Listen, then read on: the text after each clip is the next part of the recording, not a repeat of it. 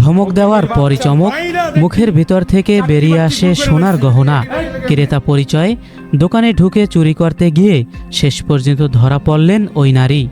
মুখে মাস্ক আর ওড়না দিয়ে চেহারা ঢেকে চোখের পলকে আস্ত সোনার গহনা নিজের মুখের ভেতরে লুকিয়ে রেখেছিলেন তিনি। চুরির এমন অবিশ্বাস্য কায়দা দেখে রীতিমতো তাজ্জব বনে গেছেন সবাই। একটি ভিডিওতে দেখা যায় ওই নারী সোনা দেখার বাহানায় চেন ও কানের দুল মুখের ভিতরে ঢুকিয়ে ফেলেন, কিন্তু দোকানদারদের বাজপাখির মতো নজর এড়াতে পারেনি।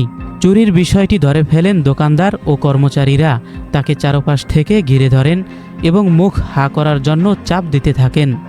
প্রথমে ওই নারী চুরির কথা সম্পূর্ণ অস্বীকার করলেও এক পর্যায়ে গহনাগুলো গিলে ফেলার ভয় দেখান। তবে উপস্থিত সবার ধমকার হুমকির মুখে শেষ পর্যন্ত রক্ষা হয়নি। অবশেষে বাধ্য হয় মুখ থেকে একে একে বের করে দেন লুকিয়ে রাখা সোনার গহনাগুলো। সম্প্রতি ঘটনাটি কোথায় ঘটেছে তা জানা না গেলেও সামাজিক যোগাযোগ মাধ্যমে ছড়িয়ে পড়তেই মুহূর্তেই ভিডিওটি ভাইরাল হয়ে যায়। চুরির দুর্দর্শ চতুর কৌশল দেখে অবাক হয়েছেন অনেকেই। এই ধরনের ঘটনা ব্যবসায়ীদের জন্য একটি গুরুত্বপূর্ণ সতর্কবার্তা। দোকানে প্রতিদিন অনেক ক্রেতা আসলেও সবাই সৎ উদ্দেশ্যে আসে না, তাই সতর্ক থাকা খুবই জরুরি। দোকানদারদের উচিত সবসময় ক্রেতাদের আচরণ পর্যবেক্ষণ করা এবং সিসি ক্যামেরা সচল রাখা।